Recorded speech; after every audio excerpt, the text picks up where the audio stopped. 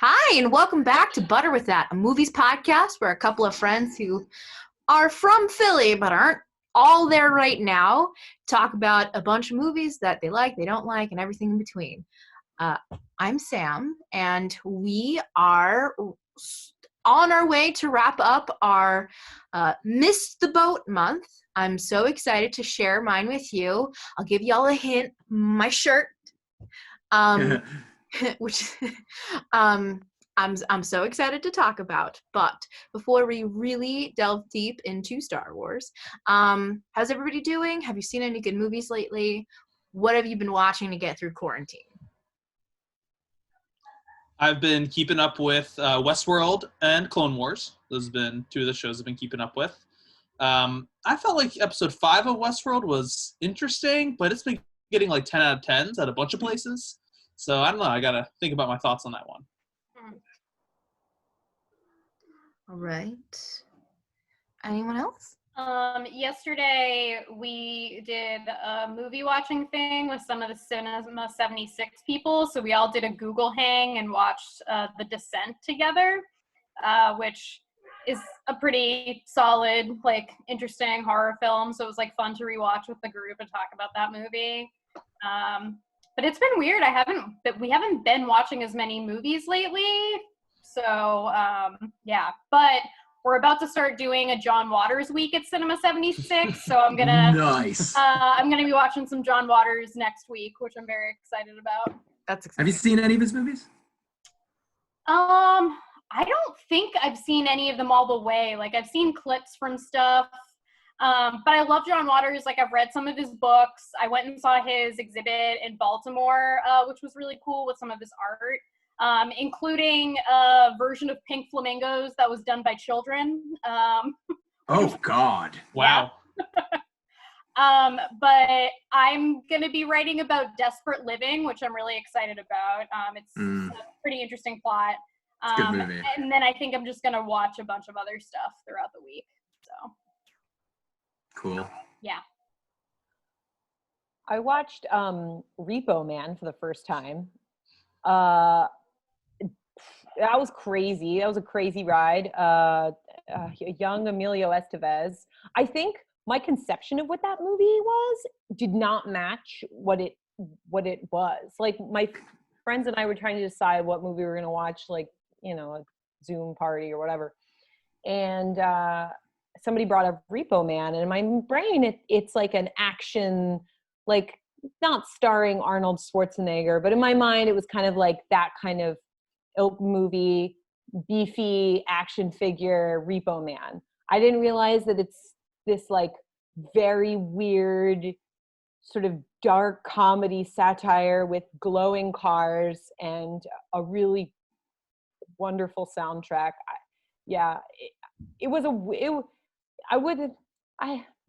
Still a lot of questions. It was a fun ride, though. That last sequence with the glowing car just, like, flying up into space, crazy. I'd like to think that's what actually happened to Harry Dean Stanton. I love Harry Dean Stanton, and he's, like, so insane, and just, like, he's, like, such a good insane presence in, like, most things. Yeah. While we were watching it, there were moments where he clearly fucked up his lines, and we're like, was that, like, part of the script, or was it? And then later we read that it was like for the first third of the filming of the movie, he refused to learn his lines because he didn't want to be talked to, or, like, didn't want to be, like, ordered around by, like, a 20-something recent film school grad. He's like, I'm a mature actor, I will not learn these lines. It was clear from the first half of the movie. But anyhow. Great. Dave, did you see anything? Well, I've nearly finished rewatching all of King of the Hill. It's 259 episodes. Wow. But yeah, I mean, it warms my heart every time. It's, you know, just sort of like it's great background noise. Although I generally find myself pretty immersed while watching. So that's on Hulu if anyone wants to check it out. I would really recommend it. Great show. I don't think we talked about this on the podcast, but somebody on YouTube did a really good crossover of King of the Hill and Neon Genesis Evangelion intro. Which I Yeah, that was which good. is hilarious. You should look it up. Yeah, that was funny. Great. I watched The Kitchen with Melissa McCarthy, Tiffany Haddish, and Elizabeth Moss. I liked it. I think that, it left me wanting for a few things, like character development and maybe like a little bit of a speedier movie, but given what it was like a female mafia movie. I thought it like really kicked ass in a lot of ways. The one thing I will say that I really disliked about it is that they made Tiffany Haddish's character kind of like the one that double crosses everybody, and I was just like, you know what? Like I don't think that you needed to do that to the only Black person in the movie. So like I was really disturbed by that, but other than that, the movie was good. Which interestingly, so my roommates and I have been doing movie nights every weekend. A couple weekends ago, we watched Invisible Man starring Elizabeth Moss. Then we watched The Kitchen, which stars Elizabeth Moss and Donald Gleason, who coincidentally also stars in a movie we watched together as well that we're talking about today, which is Star Wars: The Force Awakens. So my pick for Miss the Boat month is not just a movie. Yes, I chose The Force Awakens, but it's really the whole saga of Star Wars. I definitely came to it later in life, probably in like 2017, 2018. So, at the ripe age of 27 and 28, I finally found Star Wars, but it was something that I like immediately, once I started to really get into the movies, like immediately fell in love with. I definitely want to hear your thoughts about The Force Awakens, but I just kind of want to like really go over why I hesitated on watching Star Wars, or, like why I felt like particularly triggered by it a little bit. So, why have I missed the boat so much on this franchise? So I think that there's a lot of reasons. First, my parents aren't that into science fiction or fantasy really at all. And, when you're a kid, you don't have a lot of choice. My parents were really great in like giving me options and like letting me make my own decisions. But, if you don't even know fantasy and science fiction is an option, like there's no way I was ever going to really stumble upon Star Wars myself. And like I didn't get the internet until I was like 14 or 15, and by that point I had already been influenced by other things. So like some of the other reasons why I think I stayed away from Star Wars so much is what I'm calling gendered subjects in media. I think we've touched on this before, but science fiction, fantasy are things that feel very much a male dominated sphere. And when I was growing up, I really loved science as a kid. I participated in the science fair. I got first place with a project about air pressure. So like suck on that. But like as I got older, I think that my passion really faded, and I don't really know why. I think it's like a combination of the fact that like I didn't have great teachers, and I wasn't really being like nurtured in the way that I should be. But in my notes, I wrote about this story of I can't remember what year it was. It must have been sophomore year of high school. My parents went to a parent-teacher conference, and my science teacher, Mr. Thomas, said to my parents, he didn't expect a lot from me. And like when you hear that from a teacher, like even though like they didn't say it to me, you can go one of two ways. You can be like, okay, well then I'm not going to give a shit. Or you can be like, oh, I'm going to prove you wrong. I went, okay, well then I'm not going to give a shit. And so like I checked out for that whole class. And, I'm really disappointed in that. But I think that speaks to like a larger argument, which is something I wrote about the lack of women in STEAM field. And so I think like my experience is something it's common. So when you associate movies like Star Wars with people like Mr. Thomas, it becomes easy to understand why I try to avoid it, because I went from not knowing it existed to actively avoiding watching it. I think the first Star Wars movie I saw was Revenge of the Sith, and I saw it in the drive-in. Jen, if you're listening to this, confirm that for me because I don't remember. But I remember going like, yeah, whatever. Like, this is fine, but it's science and space. I'm like, I'm deeply afraid of space. I don't really care. But, outside of that, though, I feel like gatekeeping is also something that kept me away from Star Wars quite a bit. I would love to hear everyone else's thoughts about this because I imagine that this is not only a gender kind of thing, but, when I say gatekeeping, I mean like, science fiction, sports, comic books are once again like very male assigned things, very gendered, and when women like those things, there's like these hurdles that we have to jump through to prove that we're actual fans. I'm gonna pull up my notes really quick. I was definitely feeling some kind of way when I wrote this, where I said boop, boop, boop, boop. Oftentimes men will assume women like these bits of media because it's popular or because they find someone attractive. Who gives a shit if I think that Oscar Isaac is hot or if I know that Han shot first? Neither of those things matter in the grand scheme of Star Wars. So I think that's true. And I think that like gatekeeping happens all of the time for all different types of people, but like really looking back on why I avoided this franchise, I feel like that's why, and I'm bummed because I ended up really loving these movies, and I wish I would have discovered those at an earlier point in time. And that was a lot of information and me talking, but I'm curious. I know that this was not my singular experience, so before we really get into Star Wars, have you folks ever felt that way about anything like really popular, like comic books or anything like that? Yeah, I mean, like, I think for me, I got lucky because my dad loved Star Wars. And so, like, I was watching those when I was like 5 years old with him and got really into them. So, like, it didn't feel like it was a gender thing until later in life when I realized there's a lot of toxic Star Wars fans out there, and a lot of them are dudes.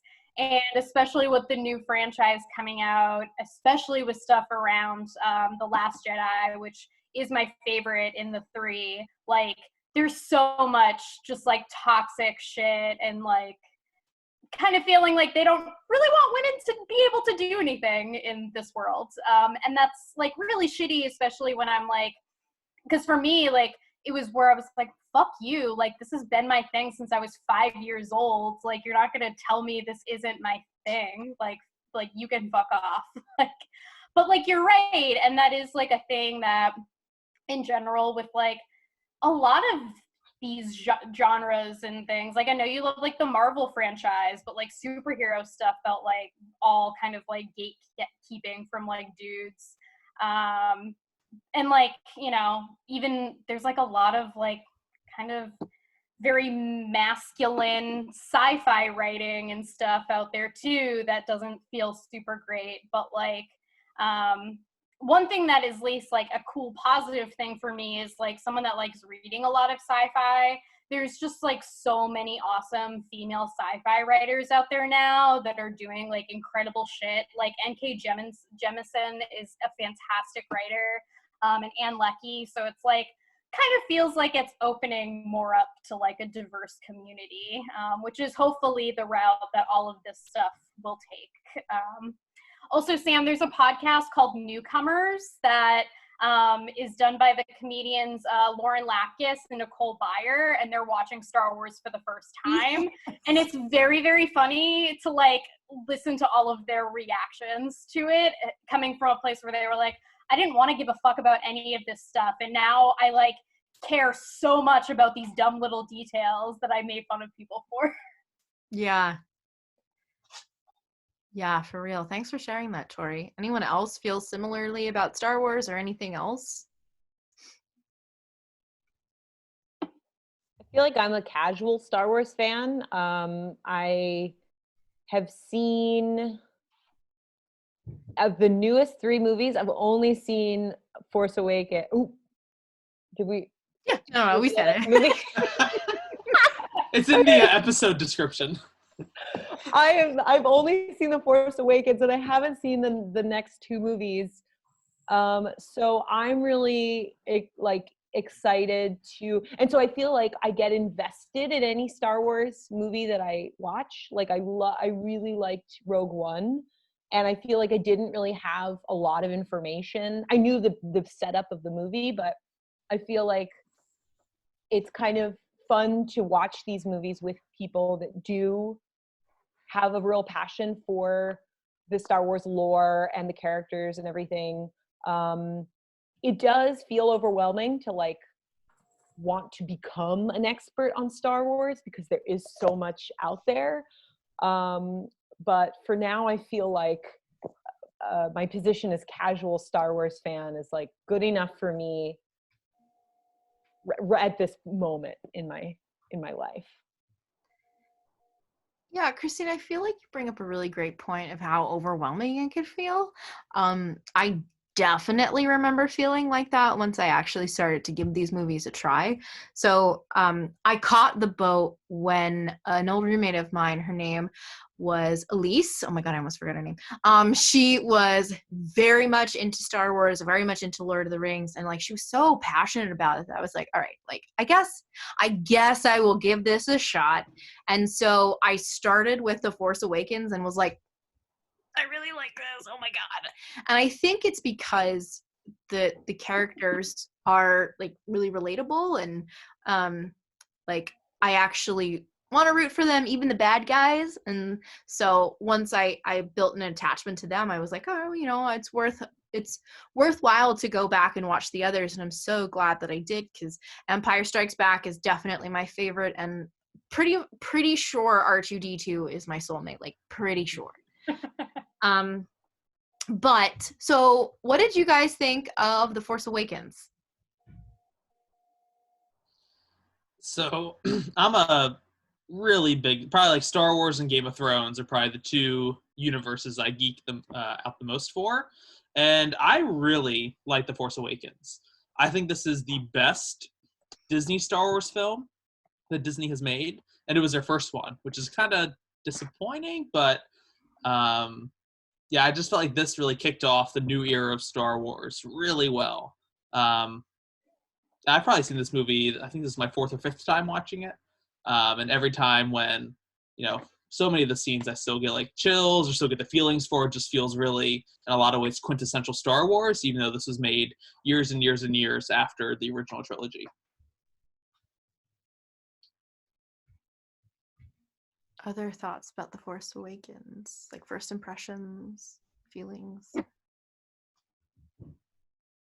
So I would have been a Star Wars fan since, about like you, Tori, probably about 5 years old. Something that was impressed upon me by an aunt who really adored it and really stressed that I should check it out.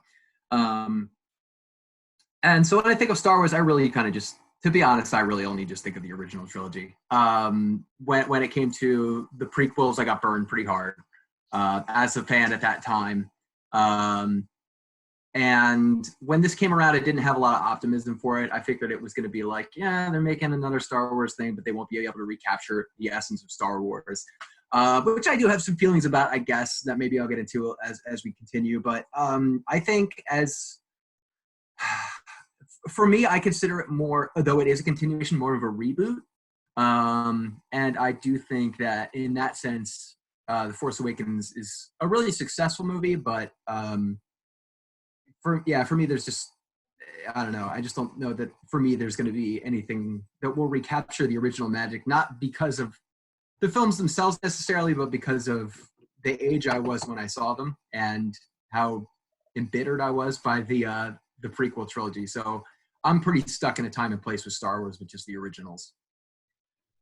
I think with the love of watching the original trilogy, I think, or like keeping in mind what made those movies so special, I think the reason I really loved watching The Force Awakens for the first time, I saw it in theaters, and I actually saw it with a friend who's really into the Star Wars universe, and he just was bawling and bawling and bawling through like lots of the scenes. So it was like nice to like share that moment with him and a couple of other friends. But I think what makes Force Awakens so successful in my mind is that it has new and fresh takes and opportunities to explore new types of characters. Like the fact that we get a character that's a stormtrooper who is defected, and like that's so cool. And you get insight into,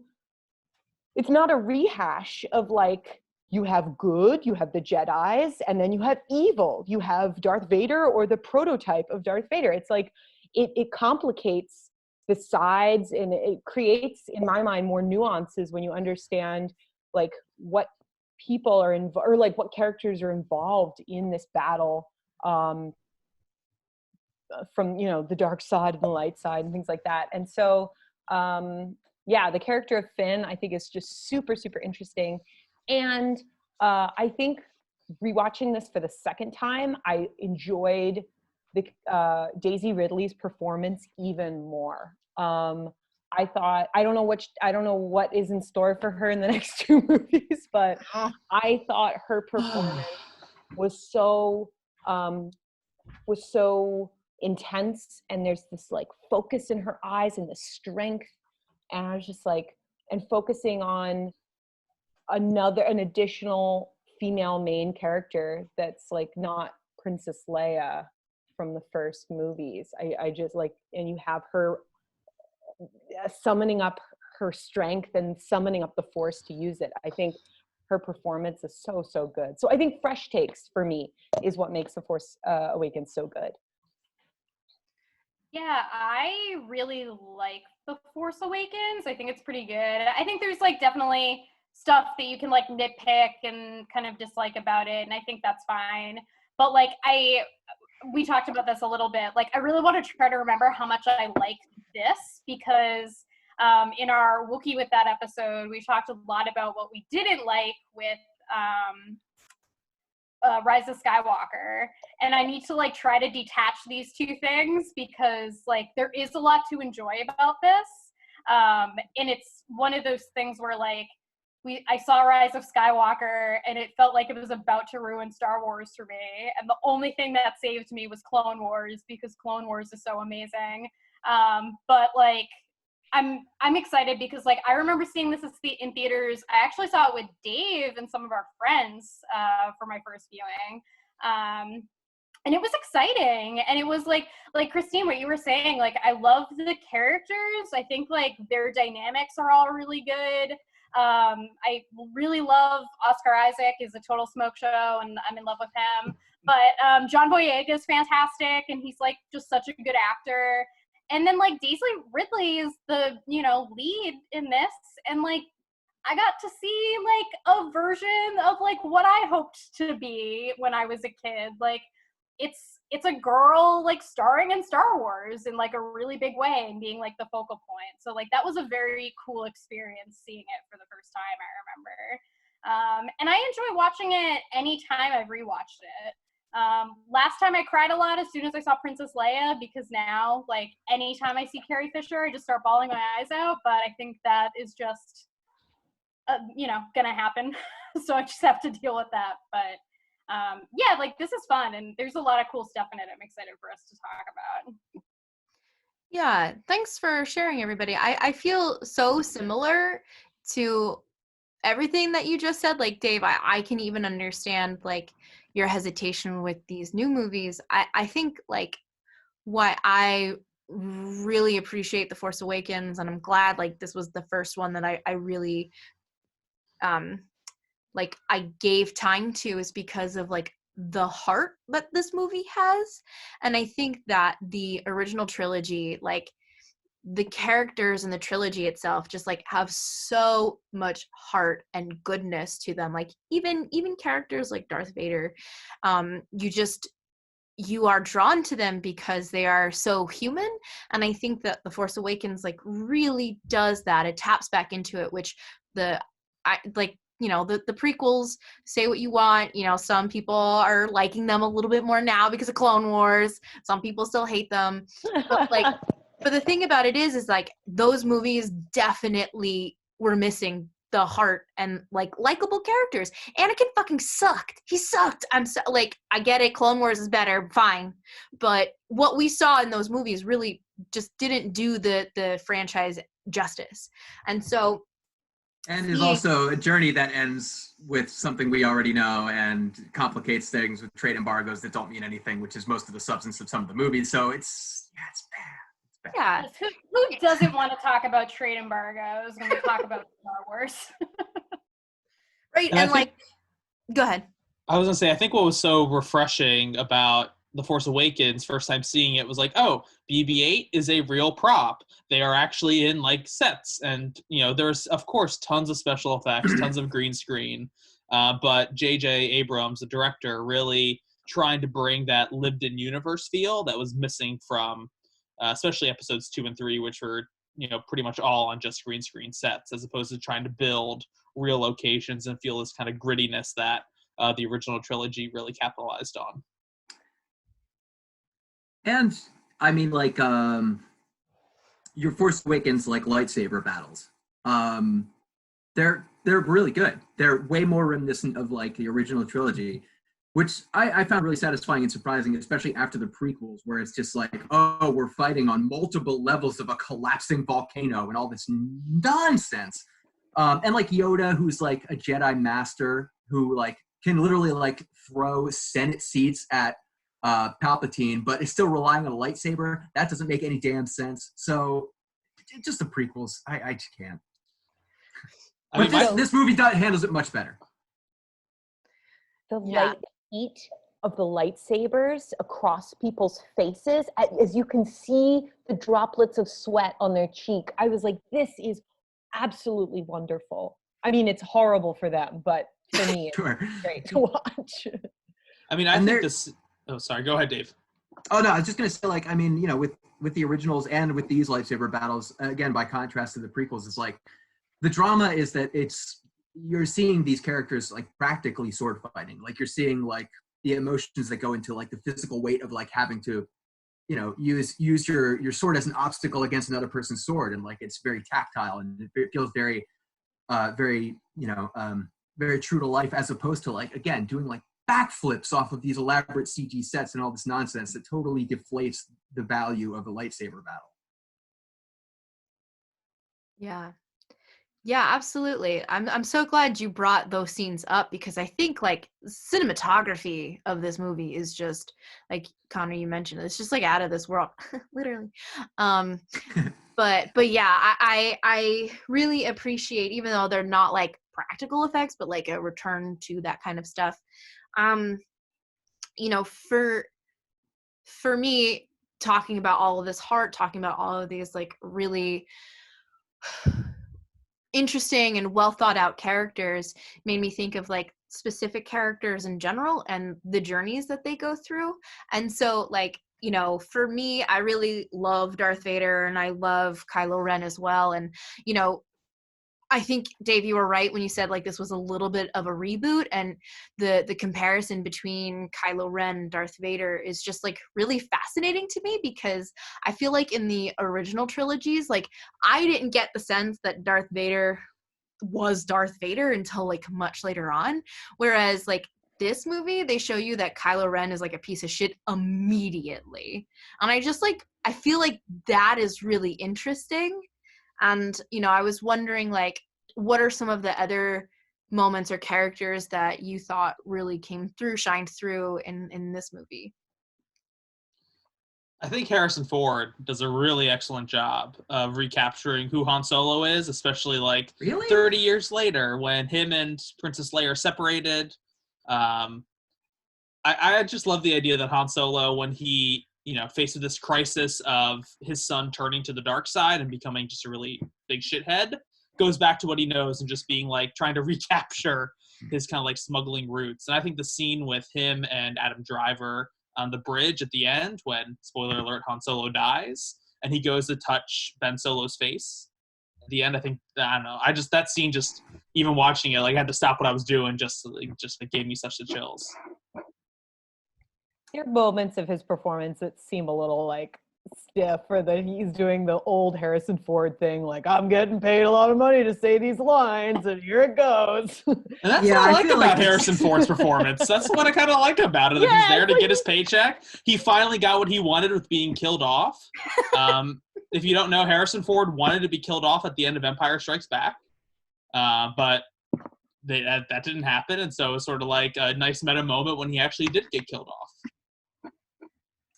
On that front, I would have to disagree because I do feel like Harrison Ford is doing a Harrison Ford impression in this movie. That it doesn't feel like the character anymore, that it feels like a performance based on a performance rather than a lived-in character. Which I don't feel about most of the characters in this movie. I think Carrie Fisher does a great job of reprising Leia. Mark Hamill in the movie after this, knockout as Luke Skywalker once again, but I feel like Harrison Ford was phoning it in, personally. How many takes do you think it took for Mark Hamill to turn around and go? I was just watching that 6. final scene. I was like, and do it again. And he's like, Well, also knowing who Mark Hamill is, I feel like he was probably fucking around so much with that, you know? Probably. He was doing like the dramatic gopher of just like, whoop. gotcha. There's a great behind the scenes video of a table reading for episode 7, and they had Mark Hamill do the voice direction, the stage directions for it, because he's only in it at the very end and doesn't say anything. And then there's just a great moment where he's like, "Well, that's just me then." I turn around and I just love Mark Hamill. I mean, like, you know, seeing all the old characters is definitely like, you know, even if they're not great, like I still got like the chills and excitement when I saw Harrison Ford and stuff. Like it was just, I was like, it's the things that I love. But like, I think really like I love like all of the new characters, and I think all of their performances are really great. Especially John Boyega and Oscar Isaac. Their chemistry is just fucking incredible. I love it so much.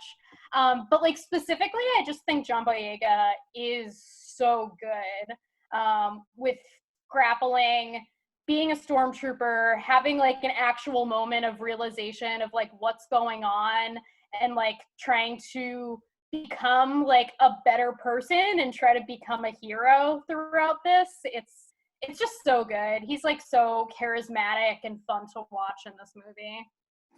The scene where I don't know what the setting is called, but it's like the bar cafe scene. When it's where they meet Maz Kanata's castle. Yeah, okay, the castle, not a cafe. It's a castle. Where he turns to Rey and is like, you don't know what I've been through. You don't know anything about me. Yeah. And or maybe he says that to some, I don't know. The point is he's declaring, you don't know what my story is. You don't know anything about me. And like, I thought that scene was one of the most effectively emotional and focused scenes of the movie. I thought even more so than the death of Han Solo. Yeah. But yeah, I think that's definitely a testament to John Boyega's performance.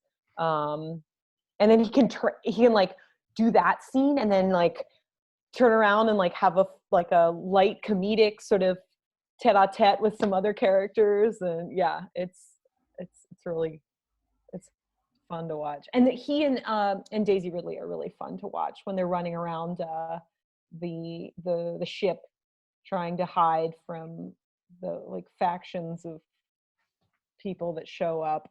I don't have any when they fly the ship and she realizes that she can fly it, and then he's able to like do all the guns and stuff, and then they go up to each other. It's like, oh, you did so great, and you did so great, and it's just like such a heartwarming, like adorable scene with these people like cheering each other on. Which, like, I know I'm trying to at least make this focused on The Force Awakens, but, you know, that's what makes the rest of the series, like, just really heartbreaking, because, you know, they separate Rey and Finn in The Last Jedi. Goodbye, Dave. Is he still here? Oh no. Oh no. Dave, come back. Technology problems. I'll shoot him a text. I'm just gonna re-invite him. Okay. Oh, he's in the waiting room. The virtual waiting room.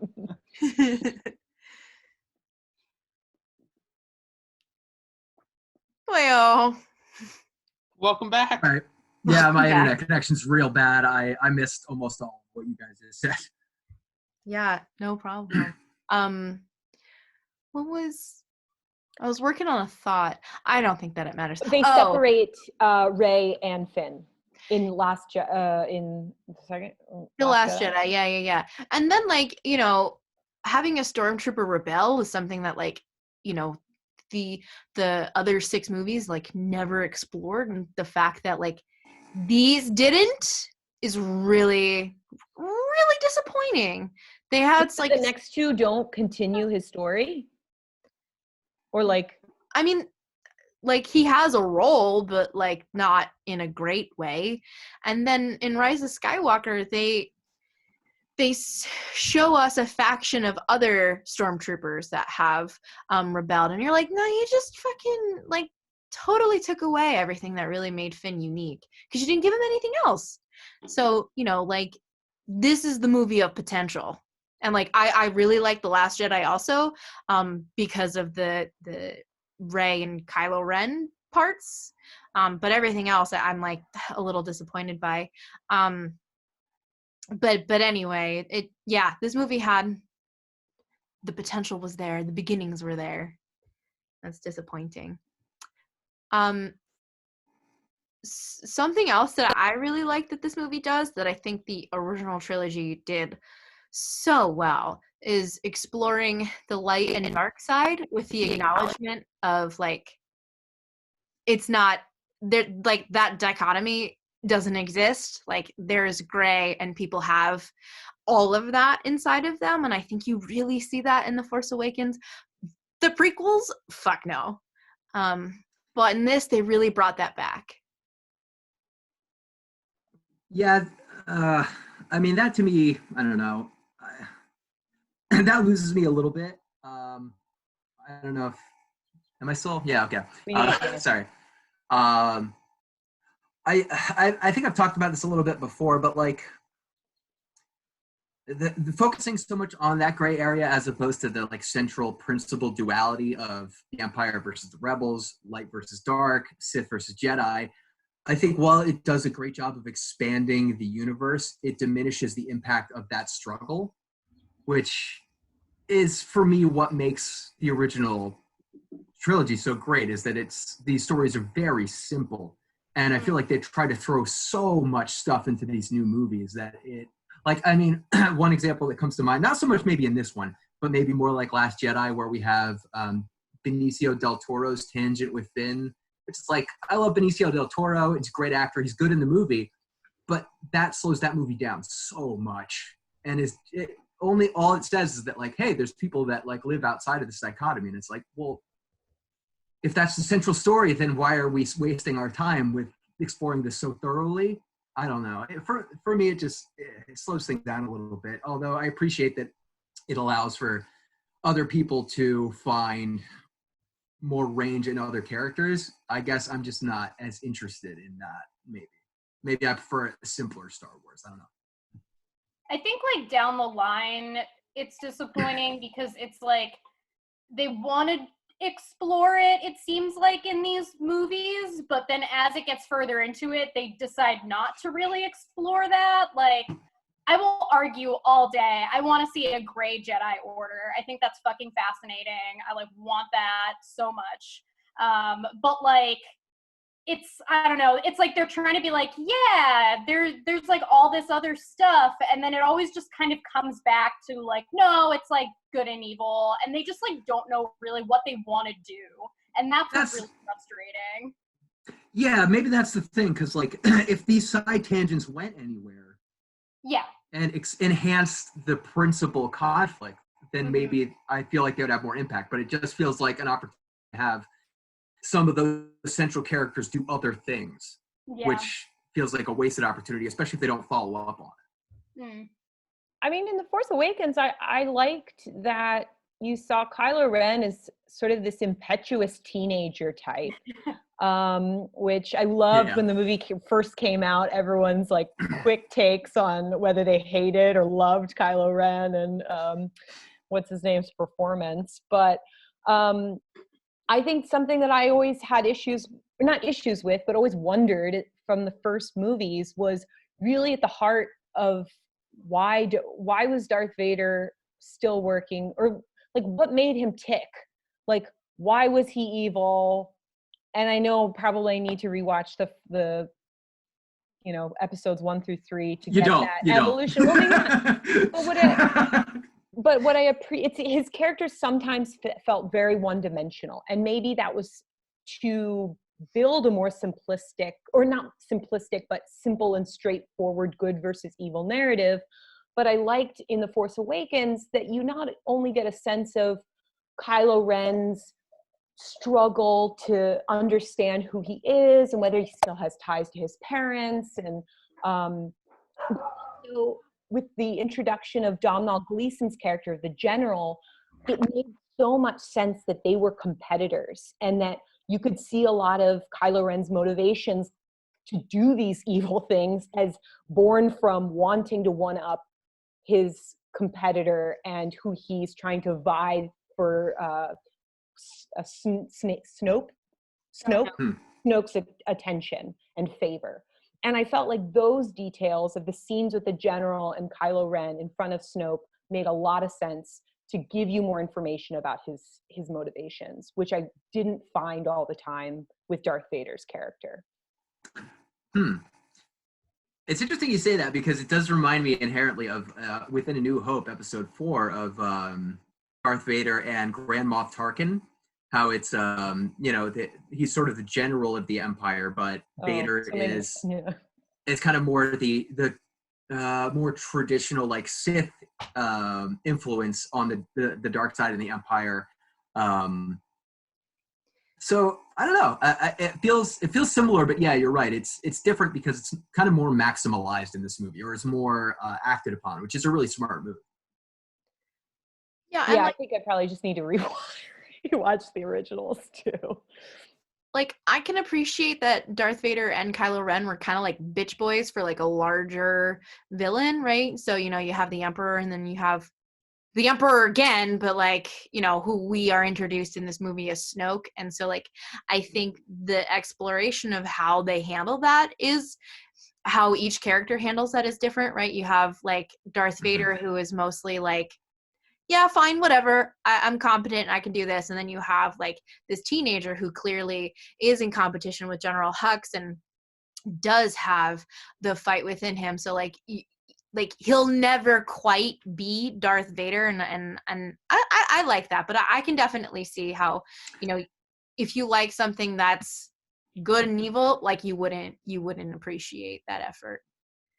I do really like that, actually, because because it's so different. I mean, it introduces a whole new vibe. Kylo Ren was a great addition to the series. And yeah, specifically, Sam, as you're saying, because it does bring some dimensionality to it, in the sense that, Vader was like an established force, in no pun intended, in the original trilogy. But like, Ren is living in his shadow, in addition to the fact that Vader's legacy has been tarnished, if not disgraced, as a result of the end of the original trilogy. So there's a lot to pry into there, and I think the movie does a really great job of exploring that in particular. I think the scenes also with Kylo Ren and Rey, when Rey has been captured and Kylo Ren is trying to get the map from her brain, those are so intense. When Kylo Ren's using the Force to try to mind read her, and then it gets into these like intense questions of like coercion and consent, and you're just like, oh, this is like, I'm feeling this, like, as far as like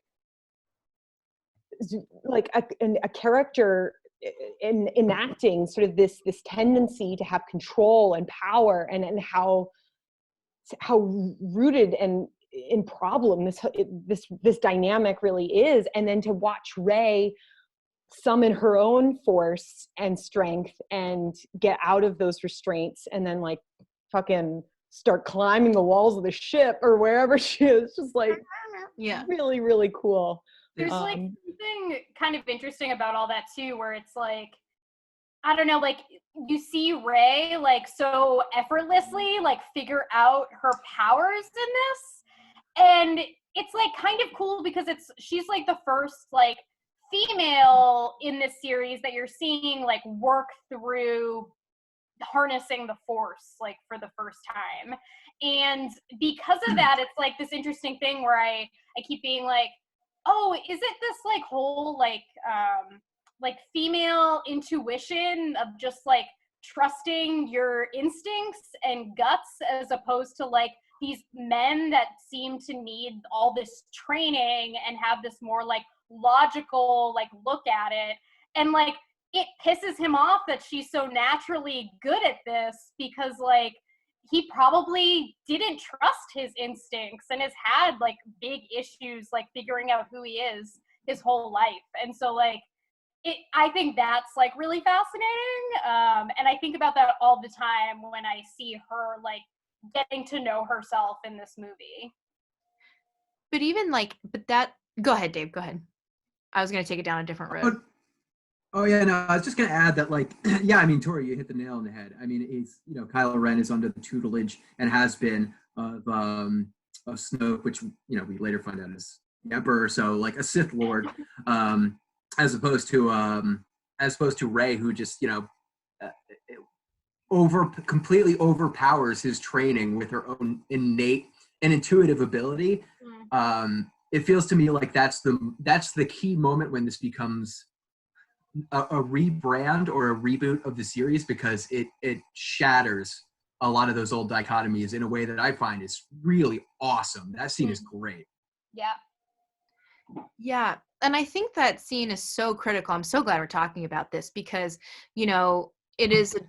first of all, it tells you a lot about who Kylo Ren is, and obviously a lot about who Rey is, but it's also directly linked to the very similar scene in A New Hope, where you have Vader trying to get an answer out of Leia, and he also can't. The only reason why Leia tells him the coordinates of the rebel base is because she thinks they're going to blow up Alderaan.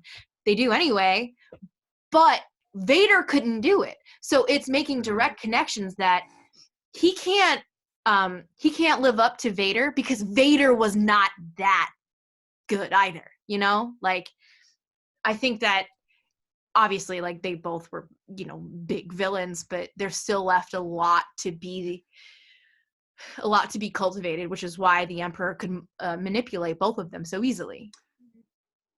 Which, yeah, I think is largely illustrative of that dichotomy in the light and dark side, is that, when you rely on using the Force for duplicitous reasons, or for like the reasons that the Empire or the Sith Lords are enacting it, even with expert training, it's not, let's say, the proper use of the Force as executed by Jedi or Rey. Mm-hmm. And that's why it's kind of naturally more powerful on their part. Yeah.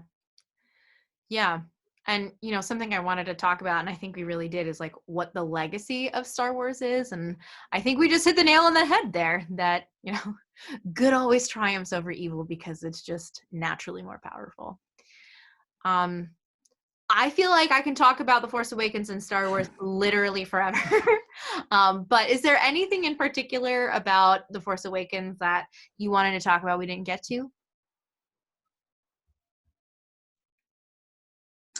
I remember when the teaser trailer for this movie came out. And I feel like I don't really remember watching trailers, but I remember this one really stuck out. It was right before Thanksgiving. We were hanging out at Alyssa's dad's house. And I just remember, the teaser trailer's out, and then it's like, I think it's a voiceover of Snoke, you see a desert, and then you see Finn pop up, like a black stormtrooper, and you're like, oh, this movie's going to be something just a really exciting adventure going forward. And then you see the Millennium Falcon zoom in, flipping upside down, BB-8 rolling across. So I think one source of joy for this movie is just remembering that moment, the teaser trailer, and be like, oh, the future of Star Wars is really exciting. It's definitely, for me personally, has gone down in my excitement level over the years. But that one moment was really special with that teaser trailer. And I don't really remember watching trailers for movies in general, so I think that says the power that The Force Awakens, the potential of it, has been brought up a few times. Yeah.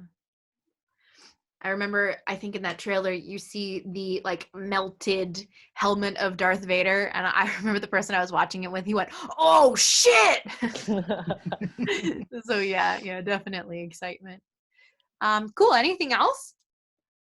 I think before that movie came out, for me, the big question was, is Luke going to show up? Like, how far into the movie is Luke going to show up? Like, and then when I first watched it, it was like halfway through, I was like, we're not going to see Luke. And then like, right as the credits are about to roll, we see a cloaked Mark Hamill. We're like, okay, we get a little tasty. But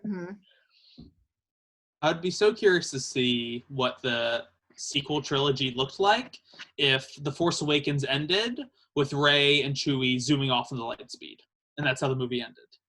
I feel like for me that's the biggest question of like, that's the divergent point with the franchise, is where Rian Johnson didn't really have a choice for The Last Jedi. He had to make it happen in that next moment, when maybe if it could just cut off at hyperspeed, there could have been a bit of a time jump, or the story could have looked a little differently. So I think for me, that's one of the biggest lingering questions, is what happens if that movie ended just 30 seconds earlier than it did? How different would the sequel trilogy be? Or like, if Carrie Fisher, was still with us, like what Rise of Skywalker would have looked like, that they couldn't use, her death as an excuse for racism. Like, cool. I'd like to see what they would say instead, I wonder what would have happened if J.J. Abrams didn't direct the third movie. If only. I guess I'll just really quickly add that though I am like pretty much solely a devotee of the originals, I'm really, as Connor mentioned, happy to see them branching off into more inclusive storylines that draw on actors of color or empowered dynamic central female characters. It's always a great move for any franchise. I would note that they've already gotten that wrong once, though. In Solo, one thing that really bothers me is, among a lot of things, is the sort of the robot, Lando's robot. I think it's L337, and there's this notion that her struggle and the struggle of droids is almost analogous to the struggle of oppressed minorities, which is a bad idea if your analog is literally robots. So I think they've made a lot of strides, but they should be careful, because or should at least involve a lot more people in terms of writing, because I think though their intentions are good, there are moments like that where if they're going to go that route without genuinely being inclusive and thoughtful about these things, then it can be a really embarrassing thud. And I think that's an example of that.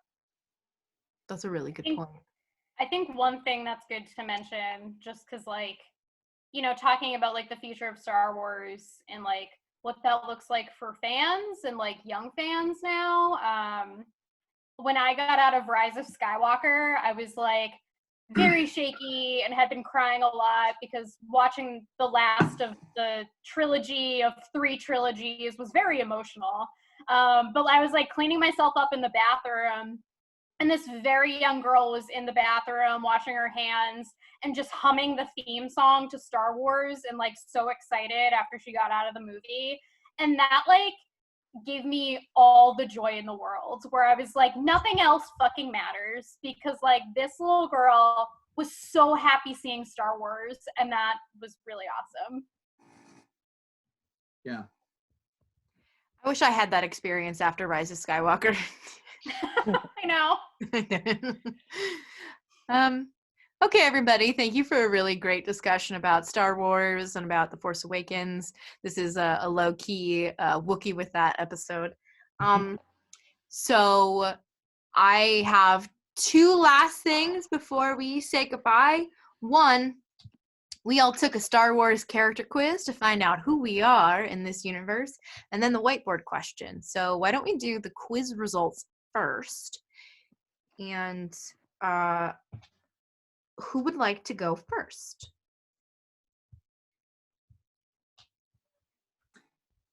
I can go. This is this was a quiz through how stuff works. Which Sam, great quiz. I know that you looked through a couple to find a good one, and this was a great one. My result was Princess Leia. Me too. Says, Me too. oh, really? Oh, nice.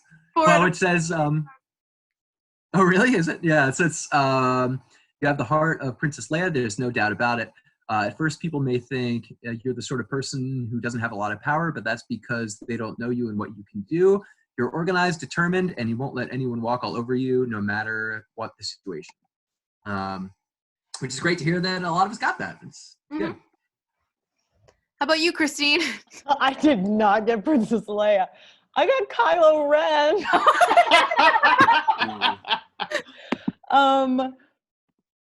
Apparently my answers were giving a clear Kylo Ren vibe. I'm carrying around some rage and frustration around, and without getting too specific about anything, it seems like I have some family issues plaguing my good vibes.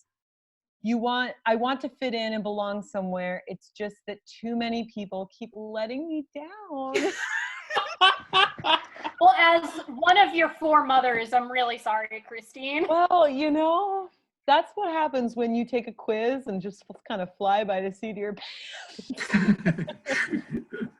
Although do they have a video with your answer? Yeah, they had No, it's just a little description, I think, right? Oh, There was a GIF. Yeah. Yeah, it was like a gift of her. so Like a Kylo Ren's blast- gift Oh, yeah. is not from Force Awakens, and I can't wait to encounter this scene in the future movies. He's like in this really like sleek black tunic, and he's got his thing, and he's running after Luke, and right at the stomach, and then Luke can't be sawed in half. So I can't wait to encounter that in a movie. That's a great scene. Yeah, it is. Can you give me a hint? Tell me which movie it's from. The Last It's in the Jedi. one after this, yeah. Oh, great! I was gonna watch that soon, anyways.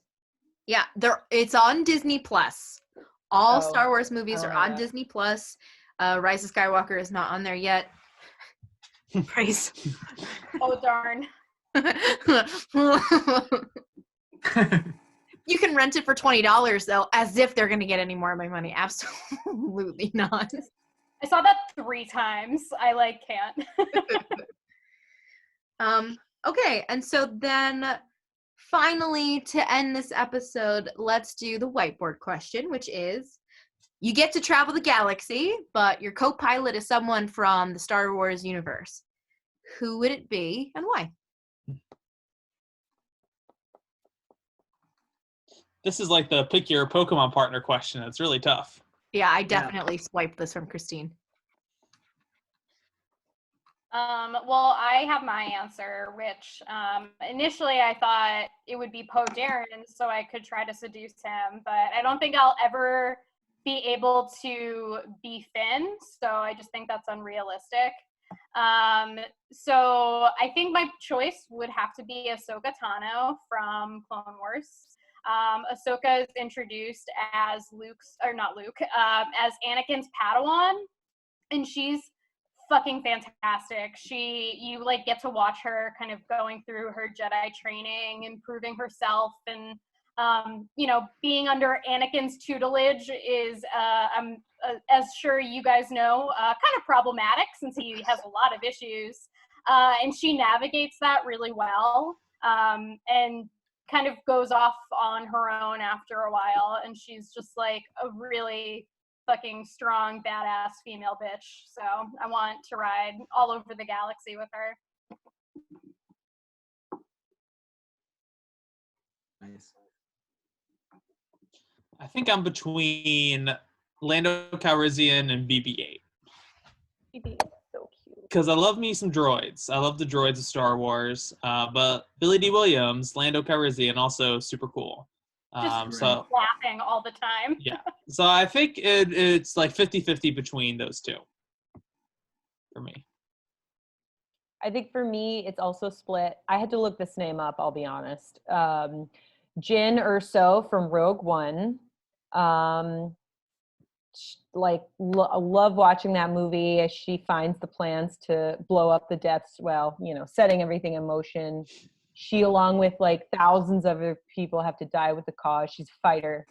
But it's split between her and Mando. He's got a real name, and I don't know. I watched The Mandalorian, and Mando is so wonderful. Such a strong, gentle soul. Until they probably come out with The Mandalorian 2 and reveal that he's terrible, but who knows? Well, my favorite character is going to be in the second season of The Mandalorian, so I'm very excited. Ooh.